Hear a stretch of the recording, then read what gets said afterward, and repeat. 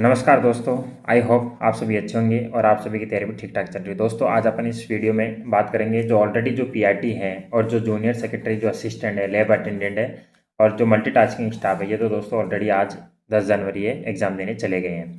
तो इनको क्या करना है, अपना जो स्कोर वो शेयर करना है एग्ज़ाम देने के बाद में कि मेरे इतने नंबर बन रहे हैं, इतने क्वेश्चन करेक्ट है। अब अपन बात करेंगे जो कल एग्ज़ाम देने जाएंगे, जो टीजीटी है, पीजीटी है, प्रिंसिपल है, वाइस प्रिंसिपल है और जो असिस्टेंट कमिश्नर है, उनको दोस्तों एग्जाम सेंटर पे कौन कौन सी गलतियां नहीं करनी है, पेपर कैसे अटेम्प्ट करें, सेफ स्कोर क्या है, नेगेटिव मार्किंग से कैसे बचें, इन सब टिप्स की अपन आज इस वीडियो में बात करने वाले हैं। दोस्तों सबसे पहले मैं आपको बता दूं, आपका जो एग्ज़ाम सेंटर की मैं बात करूं 2 शिफ्टों में हो रहा है। कल जो जिनका भी 11 तारीख को एग्ज़ाम है उनकी मैं बात करूं 2 शिफ्ट है। एक तो 9:30 से लेकर 11:30 बजे 2 घंटे आपको टाइम दिया जाएगा और जो सेकंड शिफ्ट है आपका वो 2:30 बजे से लेकर 4:30, इसमें भी 2 घंटे का ही टाइम है।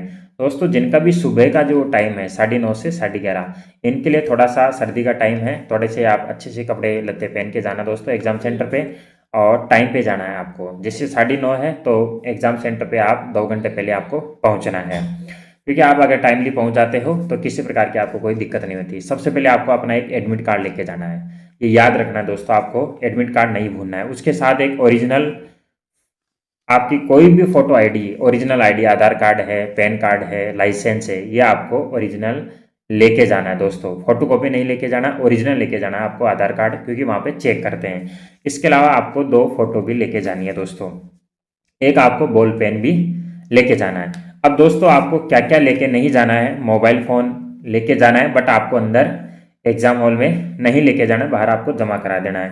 कोई भी स्मार्ट आपकी वॉच है वो भी नहीं लेके जाना है, कोई भी नोट्स है या इलेक्ट्रॉनिक कोई भी आइटम है आप वहाँ पे नहीं ले जा सकते हैं। या आप सोना चांदी की जो भी अंगूठी है, माला है, या फिर मैं जो बहनों की बात करूँ जिन्होंने मंगलसूत्र वगैरह जो कुछ पहन रखा है, उनको क्या करना है, वो एग्ज़ाम सेंटर पे अलाउ नहीं करते हैं। तो आप एटलीस्ट जो 2 घंटे जो आपके एग्ज़ाम सेंटर है, तो 2 घंटे पहले आप क्या कर सकते हो, उनको निकाल के आप बाहर ही रख देना। तो ये चीज़ें आपको ध्यान रखनी है। कुछ क्या होते हैं कि जो आपकी जो आईडी होती है उसकी फ़ोटोकॉपी ले जाते हैं, आपको ओरिजिनल ही ले जाना है। और अगर आपको पानी की हो तो ट्रांसपेरेंट आप बोतल पानी की भी ले जा सकते हो आप चाहो तो, लेकिन आपको सर्दी में अच्छे खासे कपड़े पहन के जाना है। जो मॉर्निंग वाले हैं वो चले जाएंगे और ऐसे चले गए धूसते रहेंगे ट्रैक्टर, और जो हमारा मार्कशीट है वहाँ हाथ काम नहीं करेगा। तो आपको कुछ कपड़े लत्ते अच्छे पहन के जाना है, एग्जाम सेंटर तक अच्छे से पहन के जाओगे, फिर वहाँ पे कोई दिक्कत आपको होने वाली नहीं है। और आपको रब नोटबुक भी वहाँ पे अंदर ही आपको दी जाएगी, वो आप यूज कर सकते हो। अब दोस्तों मैं सबसे पहले आपकी मैं जो बात कर रहा हूँ सेफ स्कोर की बात कर रहा हूँ कि आपको कितना सेफ स्कोर लेके चलना है। जो टीजीटी है, पीजीटी है, उनकी मैं बात कर रहा हूँ और जो अदर पोस्ट भी है, प्रिंसिपल है, वाइस प्रिंसिपल है, इनकी अपन बात करें दोस्तों, इस समय जो सीबीएसई का जो ट्रेंड चल रहा है, ईएमआरएस का है, अब जो केवीएस एनवीएस है, इनका जो ट्रेंडिंग जो स्कोर चल रहा है वो 55 to 60 चल रहा है, 55 to 60। और दोस्तों आपको 60 प्लस ही लेके आने हैं इस एग्जाम में। जो गलती आपने अदर एग्जाम में की है वो इसमें नहीं करनी है और इसको आपको बढ़ाना ही, कम नहीं करना है। अब दोस्तों लास्ट बात ये आती है कि आपको 60 के आसपास, इससे ऊपर ही आपको करेक्ट क्वेश्चन करने हैं, क्योंकि आपके टोटल 100 क्वेश्चन आएंगे, एक क्वेश्चन आपके 3 मार्क्स का है, यानी कि 300 मार्क्स हो गए टोटल आपको।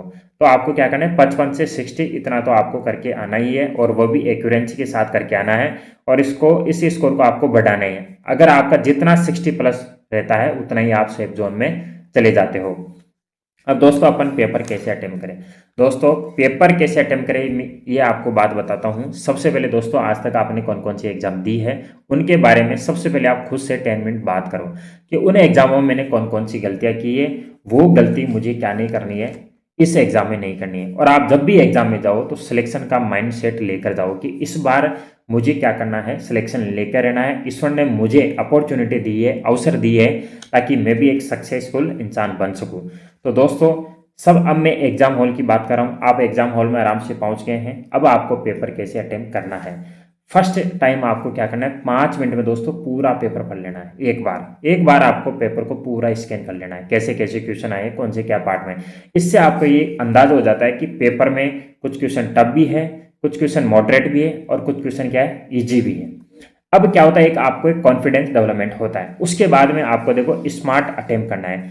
जब आप फर्स्ट राउंड में अटेम्प्ट करो ना, 100 में से मान के चलो आपको जो 100% श्योर है वही क्वेश्चन आपको फर्स्ट टाइम में अटेंड करने हैं। मान लो आपको 100 क्वेश्चन में से 40-50 क्वेश्चन ही आ रहे हैं, तो फर्स्ट टाइम आपको क्या करना है, 40-50 क्वेश्चन कर लेना है। एक क्वेश्चन को पढ़ना है, ये आ रहा है तो वहां पे रुकना है, नहीं आ रहा है तो उसको स्किप करो, नेक्स्ट क्वेश्चन में जाओ। ज्यादा टाइम आपको नहीं देना है, क्योंकि एक क्वेश्चन ही, अगला क्वेश्चन भी आपका दोस्तों इंतजार कर रहा है। 40 से 50 क्वेश्चन फर्स्ट राउंड में आपको कर लेने हैं, और फिर वो OMR मार्कशीट में आपको भर देने। क्या होता है कि अपन लास्ट में भरते हैं ना, तो भरने में भी 1-2 क्वेश्चन दोस्तों गलती हो जाती है, और एक क्वेश्चन का मतलब आपके 3 मार्क्स जा रहे हैं, और जब 3 मार्क्स डाउन होते हैं कट ऑफ में आप बहुत नीचे चले जाते हो, और अगर 3 मार्क्स अगर आपके बढ़ते हैं कट ऑफ में आप बहुत ऊपर चले जाता हो। तो इन चीज़ों का आपको क्या करना है, ध्यान रखना है। फिर आप सेकंड राउंड में जो मॉडरेट क्वेश्चन है, जिनमें ज़्यादा टाइम लग रहा है, फर्स्ट टाइम में वो क्वेश्चन करने जो वेरी इजी है, आपने पढ़ा और उसका आंसर आ गया, उस टाइप के क्वेश्चन फर्स्ट टाइम में करने हैं। सेकंड टाइम में जो मॉडरेट है, जिनमें थोड़ा सा टाइम लग रहा है, उनको आप टाइम दीजिए और वो भी कर लीजिए। जैसे मान लो फर्स्ट टाइम में आपने 40 से 50 क्वेश्चन कर लिए, सेकंड टाइम की मैं बात करूं, फिर 10 से 20 क्वेश्चन आप कर सकते हो, तो आपका स्कोर 50 से लेकर, जैसे पहले अटेम्प्ट में जो किसी ने 50 कर लिए तो ये 70 तक पहुंच जाएगा, और आपका 70 तक अगर करेक्ट विथ एक्यूरेंसी है तो बहुत अच्छा स्कोर है। अब आपको लास्ट में क्या करना है, गैसिंग करना है। गैसिंग वाले में उन क्वेश्चनों को करना है दोस्तों, आपके पास 4 ऑप्शन आएंगे। अगर आप 4 ऑप्शन में 2 ऑप्शन एलिमिनेट कर देते हो, कैंसिल कर देते हो, और फिर आप 2 ऑप्शन में 50-50 का खेला खेल सकते हो। अगर आपको एक ही ऑप्शन आ रहा है तो उस क्वेश्चन का आपको स्किप करना। क्यों करना है, क्योंकि दोस्तों इसमें नेगेटिव मार्किंग भी है दोस्तों, इसलिए आपको नेगेटिव मार्किंग का बहुत ज़्यादा ध्यान रखना है, क्योंकि अगर आपका एक भी क्वेश्चन गलत होता है तो आपकी जो रैंक है बहुत नीचे चली जाती है दोस्तों। तो इन सब बातों को ध्यान रखते हुए आपको पेपर में अटेंड करना है। जब भी दोस्तों आप जाओ तो इस इरादे से जाओ कि इस बार हमें क्या करना है, सिलेक्शन लेकर ही आना है दोस्तों। मैं आपको लास्ट में कुछ टिप्स देना चाहता हूँ। हर सवाल हल करना ये जरूरी नहीं है दोस्तों, सही सवाल हल करना ये जरूरी है। पेपर तुम्हारा दुश्मन नहीं, ये मौका है, अपॉर्चुनिटी है खुद को साबित करने का, कि आप अपने आप को साबित कर सकते हो, अपनी लाइफ चेंज कर सकते हो दोस्तों। जो आता है वही आपको अटेम्प्ट करना है दोस्तों, जो नहीं आता है उसको छोड़ना ही समझदारी है। शांत माइंड से सबसे बड़ा फॉर्मूला है, आपको शांति माइंड से सोचना है, अपने आप को पूरा डेडिकेशन के साथ खो देना है उस पेपर में दोस्तों। टाइम बचाना भी आपका मार्क्स कमाने जैसा है दोस्तों। आपको हर क्वेश्चन में इतना भी टाइम नहीं दे देना है ताकि अगले क्वेश्चन आप अटेम्प्ट भी नहीं कर पाओ दोस्तों। कभी कभी क्या होता है, अपन जैसे रीजनिंग है, मैथ है, इनमें इतने उलझ गए, जो सिंपल क्वेश्चन है आगे वाले वो अपन कर ही नहीं पाते हैं। जब लास्ट एग्जाम के हॉल के बाहर आते हैं तो हमें पता चलता है यार ये तो बिल्कुल ईजी था, मेरे को आता था, मैंने नहीं किया। तो ऐसी गलती आप इस पेपर में नहीं करोगे। आपको पूरे एक बार पूरे क्वेश्चन देखने, ताकि जो ईजी क्वेश्चन आपका रहे नहीं, जो आपको आता है। नेगेटिव मार्किंग से भी दोस्तों आपको बचना है, और आपको ज़्यादा ओवर कॉन्फिडेंस भी नहीं होना। एक सवाल छोड़ना हार नहीं है, पूरे पेपर को जीतने की प्लानिंग आपको बनानी है।